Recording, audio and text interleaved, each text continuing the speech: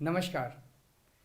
कल भाजपा की केंद्र सरकार ने सीए लागू करने का नोटिफिकेशन जारी किया है। 10 साल देश पे राज करने के बाद एन चुनाव के पहले इन लोगों को सीए की बात करनी पड़ रही है।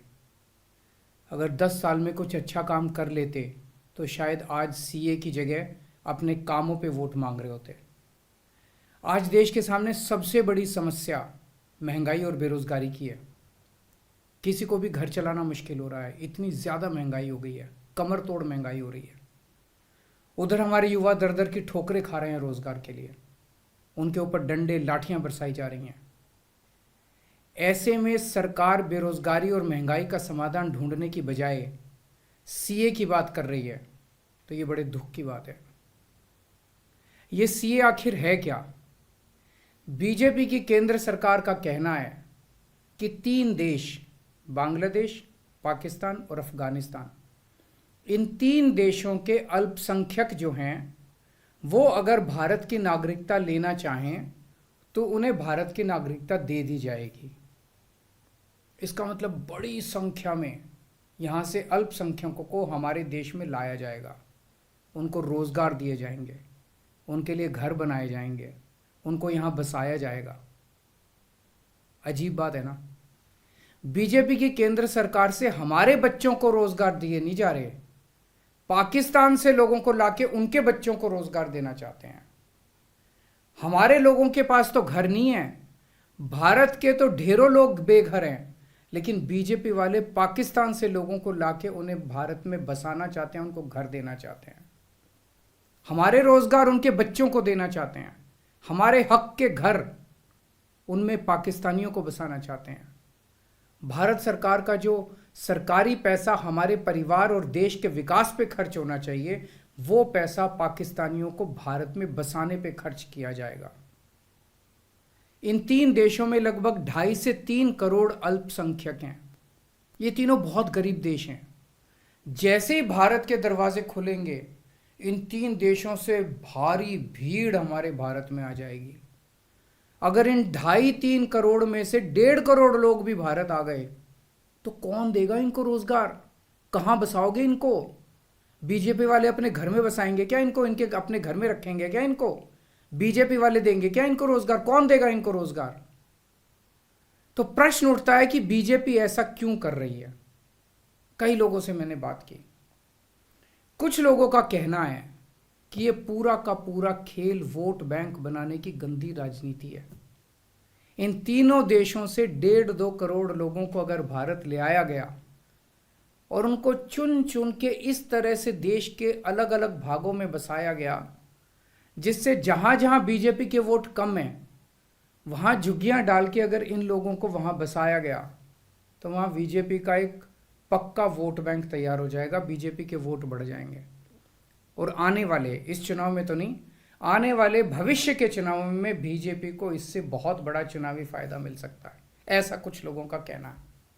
मुझे नहीं पता ये सच है कि गलत, लेकिन सबसे बड़ा प्रश्न है कि बीजेपी ये क्यों कर रही है।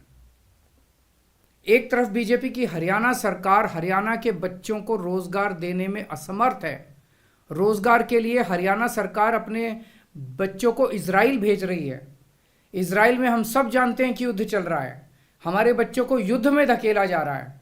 अपने बच्चों को तो रोजगार है नहीं और पाकिस्तानियों को भारत लाके उनके बच्चों को रोजगार देना चाहते हो। मेरी तो ये बात बिल्कुल समझ से परे है। बीजेपी वाले पूरी दुनिया से बिल्कुल उल्टा चल रहे हैं। पूरी दुनिया में कोई भी देश अपने पड़ोसी देशों के गरीबों को अपने घर नहीं लाना चाहता। पड़ोसी देशों के लोगों को अपने देश में आने से रोकने के लिए पूरी दुनिया में हर देश तरह तरह के कानून बनाता है, बॉर्डर पे दीवारें लगाता है, बॉर्डर पे बिजली की तारें लगाई जाती हैं ताकि पड़ोसी देश का कोई भी व्यक्ति हमारे देश के अंदर ना आ सके। बीजेपी शायद अकेली पार्टी है पूरी दुनिया की जो पड़ोसी देश के गरीब लोगों को अपने देश में घुसाने के लिए दरवाजे खोल रही है, बिल्कुल उल्टा कर रही है। एक और बात है सोचने की, पिछले 10 सालों में 11 लाख से ज्यादा भारत के बड़े बड़े अमीर उद्योगपति और व्यापारी भारत छोड़ के चले गए। ये लोग भारत में फैक्ट्री चलाया करते थे, इंडस्ट्री चलाया करते थे, बड़े बड़े व्यापार किया करते थे, लाखों लोगों को नौकरी देते थे, रोजगार देते थे।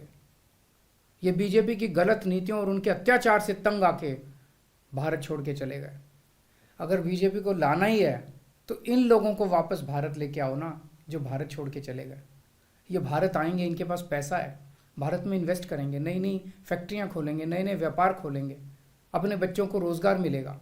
ये क्या बदतमीजी है कि बांग्लादेश के, पाकिस्तान के और अफगानिस्तान के लोगों को हमारे देश में लाके बसाएंगे और उनको हमारे बच्चों के हक के रोजगार उनको देंगे। ये लोग कह रहे हैं कि 2014 के पहले आए हुए घुसपैठियों को इन नागरिकता दी जाएगी। ऐसा नहीं है, ये तो शुरुआत है। एक बार ये सिलसिला चालू हो गया, एक बार दरवाजे खुल गए तो फिर बहुत बड़ी संख्या में पाकिस्तानी और बांग्लादेश से लोग भारत में आने लगेंगे।